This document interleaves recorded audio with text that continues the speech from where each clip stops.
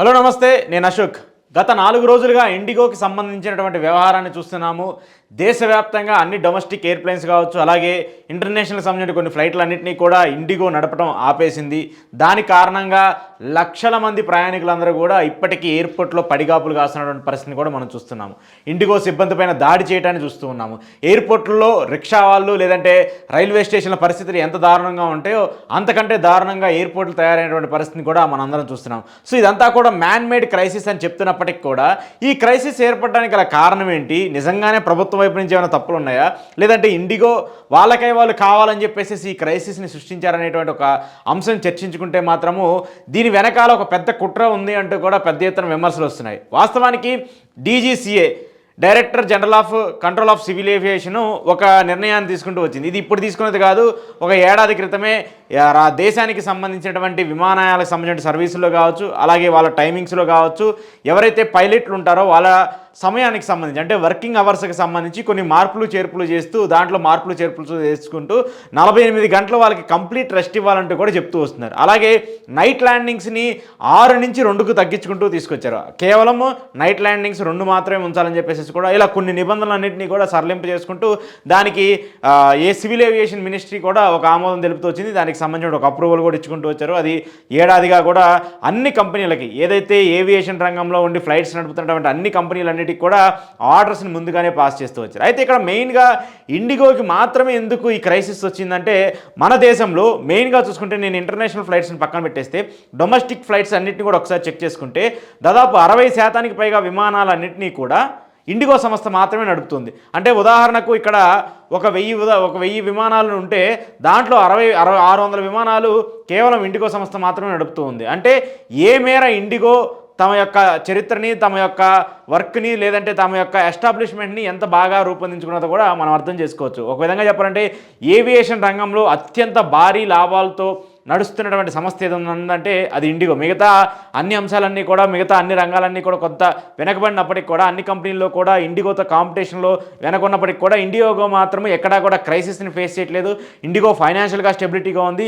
IndiGo ఫైనాన్షియల్గా కూడా top షేర్లో ఉన్నటువంటి పరిస్థితిని కూడా మనం చూస్తున్నాం. అయితే ఇప్పుడు ఈ అంశానికి సంబంధించి ఈ యొక్క తప్పిదం వల్ల కావాలని చెప్పి చేశారు అంటూ కూడా ఒక క్రియేషన్ అయితే వస్తుంది. ఇక్కడ ఇండిగో ఆరోపిస్తున్నటువంటి అంశం ఏంటంటే, మీరు ఇప్పుడు పెట్టినటువంటి కొత్త రూల్స్ కావచ్చు, మీరు తీసుకొచ్చినటువంటి న్యూ రూల్స్ వల్ల మాకు ఆర్థికంగా ఇబ్బంది జరుగుతుంది.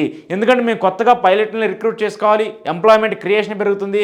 దాని ద్వారా మాకు వచ్చేటువంటి ఇన్కంలో ఎంప్లాయీస్కి శాలరీస్ ఇవ్వాలన్నా, లేదంటే దాని మెయింటెనెన్స్ కన్నా కూడా కొంత ఎక్కువ అమౌంట్ ఆఫ్ ఇన్కమ్ పెరిగే అవకాశం ఉంటుంది. కాబట్టి దానికి మేము వెనకడుగు వేస్తున్నామంటే కూడా కొంత వాళ్ళు వెనక స్టెప్ వేసినటువంటి పరిస్థితి కూడా నిజం. ఎందుకంటే మెయిన్గా ఇండిగోకి సంబంధించి ఎక్కువగా లార్జ్ స్కేల్లో విమానాలు నడపడము, అలాగే ఉద్యోగులకు సంబంధించిన షార్టేజ్ ఉండటము, ఇవన్నీ కూడా చూసుకుంటూ ఉన్నప్పుడు ఇండిగోకి ఏదైతే కొత్తగా డీజీసీఏ ఇచ్చినటువంటి రూల్స్ ఉన్నాయో అవి వాళ్ళకి వర్తించే విధంగా కూడా లేవు, వాళ్ళకి అనుకూలంగా లేవు. వాళ్ళకి అనుకూలంగా లేకపోవడం వల్ల దానివల్ల ఏమైపోద్ది, వాళ్ళకి క్రైసిస్ ఫేస్ చేయాల్సిన సిచ్యువేషన్ వస్తుంది. దాన్ని కరికట్టడానికి, దాన్ని విభేదించడానికే ఈరోజు ఇండిగో ఎవరికి చెప్పకుండా అన్ఎక్స్పెక్టెడ్గా ఫ్లైట్స్ నడపకుండా ఒక క్రైసిస్ని క్రియేట్ చేసుకుంటూ వస్తుంది. అయితే దీని వెనకాల ఇంకొక చర్చ కూడా గట్టిగా వినిపిస్తుంది. ఈ యొక్క అంశాన్ని తీసుకొచ్చి ఇండిగో ఈ కొత్త రూల్స్ అన్నీ కూడా కావాలని ఇండిగో కోసమే తీసుకొచ్చారంటూ కూడా ఒక పెద్ద ఎత్తున వార్తలు వస్తున్నాయి. ఇండిగో కోసమే తీసుకురాలేదు. ఇండిగో కాకుండా ఎయిర్ ఇండియా ఉంది, ఎయిర్ ఏషియా ఉంది, లేదంటే ఇంకా ప్రైవేట్ ఎయిర్లైన్స్ జెట్స్ చాలా ఉన్నాయి. సో ఇలా చాలా కూడా ఎయిర్ కంపెనీస్ అన్నీ కూడా ఉన్నటువంటి నేపథ్యంలో వాళ్ళకి వర్తించిన రూల్స్ అన్నీ కూడా కేవలం ఇండిగోకే వర్తిస్తాయంటే కాదు. ఖచ్చితంగా సివిల్ ఏవియేషన్కి సంబంధించి ఏ కంపెనీ అయినా గవర్నమెంట్ ఇచ్చినటువంటి రూల్స్ని కంపల్సరీ పాటించాల్సిందే. దాన్ని కంపల్సరీ పాటించాలి. ఎవరు అవునన్నా కాదన్నా కూడా గవర్నమెంట్ వాళ్ళ మీద చర్యలు తీసుకోవడం తథ్యం. అయినప్పటికీ కూడా అంత పెద్ద మ్యాన్ పవర్ ఉండి, అంత పెద్ద ఫ్లైట్స్ ఉండేసి, అంత పెద్ద మంది ఎక్విప్మెంట్ ఉన్నటువంటి ఇండిగో ఎందుకు ఇలాంటి సీరియస్ డెసిషన్స్ తీసుకుంది?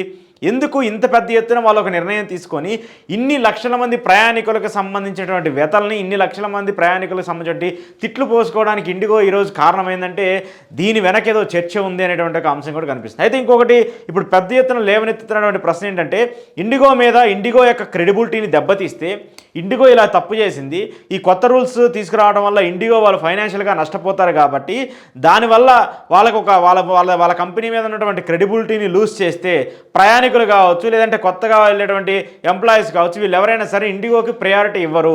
ఆటోమేటిక్ వాళ్ళ ప్రయారిటీ తగ్గిపోద్ది. ఆ ప్రయారిటీ తగ్గిపోయిన తర్వాత ఆ ఇండిగో విమానాన్ని మరొకరు ఎవరైనా కొనుగోలు చేసి మళ్ళీ ఇక్కడ దేశంలో మరొక కొత్త ఎయిర్లైన్స్ని తీసుకొచ్చి ఆ సర్వీసులను ప్రారంభించే అవకాశాల కోసమే ఈరోజు ఇలాంటి చర్చ తీసుకొచ్చారని చెప్పేసి కూడా ఒక అంశం పెద్ద ఎత్తున సోషల్ మీడియాలో వైరల్గా మారుతుంది. నిజంగానే అలాంటి పరిస్థితి ఉంటుందంటే ఖచ్చితంగా ఉంటుంది. భారతదేశంలో నాట్ ఓన్లీ ఇండిగోని పక్కన పెట్టేస్తే చాలా కంపెనీలు, చాలా సంస్థలన్నింటినీ కూడా ఒక పెద్ద ఎత్తున వాళ్ళకి పాపులారిటీ వచ్చి వాళ్ళకి పెద్ద ఎత్తున ఫేమస్ వచ్చినటువంటి చాలా కంపెనీలు అన్నీ కూడా కొంతమంది చేతుల్లోనే, కొంతమంది పెద్ద బిజినెస్ మ్యాగ్నెట్ల చేతుల్లోనే చిక్కుకుపోయినటువంటి పరిస్థితి మనకు కనిపిస్తూ ఉంటుంది. ఇప్పుడు ఇక్కడ కనిపిస్తున్నటువంటి ఇద్దరు వ్యక్తులను చూస్తే మీకు ఆటోమేటిక్ అర్థమైపోతుంది దేశంలో ఉన్నటువంటి ఎన్ని ఎయిర్పోర్ట్లు, ఎన్ని ప్రైవేట్ పోర్టులు, ఎన్ని రోడ్డులు పీపీపీ పద్ధతిలో వీళ్ళందరికీ కూడా కట్టబెట్టింది కేంద్ర ప్రభుత్వం, రాష్ట్ర ప్రభుత్వం అనేది కూడా మీకు అర్థమవుతుంది.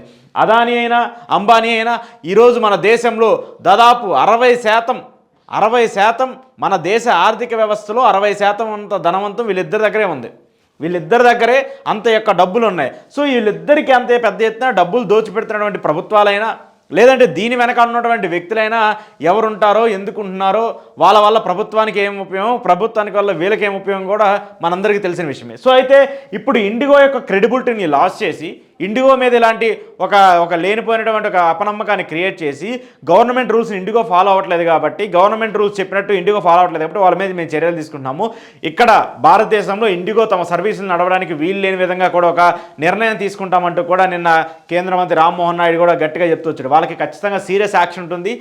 దాన్ని క్యాబినెట్ సమావేశంలో మాట్లాడి ఏం నిర్ణయించుకొని ప్రధాని ఇచ్చినటువంటి ఇన్ఫర్మేషన్ని, అలాగే ఇన్ఫర్మేషన్ బ్రాడ్కాస్ట్కి ఇచ్చినటువంటి ఇన్ఫర్మేషన్ని, అలాగే మిగతా సివిల్ ఏవియేషన్కి సంబంధించిన వ్యక్తులతో డిస్కస్ చేసిన తర్వాత దీనికి సంబంధించిన నిర్ణయాన్ని కూడా మేము ప్రకటిస్తామని చెప్పేసి నిన్న క్లియర్ కట్గా రామ్మోహన్ నాయుడు చెప్తూ వచ్చాడు. సో దీన్ని బట్టి చర్యలు చూసుకుంటే ఖచ్చితంగా ఇండిగో మీద చర్యలు ఉండబోతున్నాయి అనేది మాత్రం క్లియర్గా మనకు అర్థమైపోతూ వచ్చింది. అయితే ఇప్పుడు ఏంటి ఆ చర్యల తర్వాత ఏం జరగబోతుంది ఇండియాలో అంటే మరొక కొత్త ఏవియేషన్, మరొక కొత్త ఫ్లైట్ కంపెనీ రాబోతుందా, మరొక కొత్త వ్యక్తులు అంటే ఎవరో ఉండరులేండి, వీళ్ళిద్దరే ఉంటారు. వీళ్ళిద్దరికి సంబంధించిన వ్యక్తుల చేతుల్లోకి ఆ ఇండిగో వెళ్ళబోతుందంటే ఖచ్చితంగా అవుననే సమాధానాలు వినిపిస్తున్నాయి. ఇండిగోని నిర్వీర్యం చేసి ఆ ప్లేన్లు కావచ్చు, ఆ కంపెనీని కావచ్చు మొత్తం కొనేసేసి దానికి పేరు మార్చి కొత్త సర్వీస్ని మన భారతదేశంలో నడపడానికి కూడా ఒక చర్చ జరుగుతుంది అంటూ కూడా మాట్లాడుతూ వస్తున్నారు. దానికి సంబంధించి నిన్న మొన్న అంతా కూడా ఇండిగో మీద మాట్లాడినటువంటి వ్యక్తులు, ఇండిగో మీద విమర్శలు చేసినటువంటి వ్యక్తులందరూ కూడా ఇప్పుడు కొత్తగా ఇండిగో మళ్ళీ చేతులు మారబోతుంది, చేతులు మారడం కోసమే ఈ ప్లాన్ అంతా వేశారు, ఇదంతా క్రియేట్ చేసినటువంటి ఒక స్ట్రక్చరు, ఇదంతా కూడా మ్యాన్మేడ్ క్రైసిస్గా క్రియేట్ చేశారు కాబట్టి దాని వెనక పెద్ద లోపం జరగబోతుందంటూ కూడా మాట్లాడుతూ వస్తున్నారు. మరి ఏది ఏమైనప్పటికీ కూడా ఇది నిజంగానే ఇండిగో తమ సొంత తప్పిదంగా అనుకుంటుందా, లేదంటే దీని వెనక నిజంగానే కుట్ర ఉండి కొంతమంది వ్యక్తుల చేతిలోకి ఆ కంపెనీని ఇవ్వడానికి ఏమైనా ప్లాన్ చేస్తున్నారో తెలియదు. కానీ దీని వెనక మాత్రం పెద్ద ఎత్తున కొన్ని విమర్శలు వస్తున్నటువంటి ఒక మాట, దాని వెనకాల ఇండిగో సీఈఓ కూడా మాట్లాడుతూ వచ్చారు. మేము ఈ మేర ఎక్స్పెక్ట్ చేయలేదు, మేము మా ప్రొటెక్షన్ మాత్రమే చెప్పాలనుకున్నాం తప్ప దీన్ని మేము అంతగా క్రియేట్ చేయలేదు, ఆల్టర్నేటివ్ సర్వీసెస్ని మేము క్రియేట్ చేయాలన్నా కూడా దానికి గవర్నమెంట్ మాకు పర్మిషన్ ఇవ్వలేదంటూ కూడా ఇండిగో సీఈఓ చెప్తున్నారు. సో ఆయన చెప్తున్నటువంటి వర్షన్ ఒకలా కనిపిస్తుంది, గవర్నమెంట్ ఒక వర్షన్ ఒకలా కనిపిస్తుంది, ఇక మిగతా ప్రైవేట్ వ్యక్తులు చెప్పేటువంటి వర్షం ఒకలా కనిపిస్తుంది. ఏదేమైనప్పటికీ మాత్రము ఇండిగోకి ఒక పెద్ద ఎత్తున ఒక డెన్ పడే పరిస్థితి ఇప్పుడు ఆంధ్రప్రదేశ్లో కావచ్చు, దేశంలో మొత్తంలో కావచ్చు, లేదంటే మిగతా ఉన్నటువంటి మెయిన్గా ఉన్నటువంటి అన్ని స్టేట్స్లో కూడా కనిపిస్తున్నటువంటి సిచ్యువేషన్లో దేశంలో ఏదో పెద్ద మార్పు జరగబోతుంది. అది ఇండిగోకి సంబంధించినటువంటి వార్తలు ఇప్పుడు పెద్ద ఎత్తున చక్కర్లు కొడుతూ ఉన్నాయి.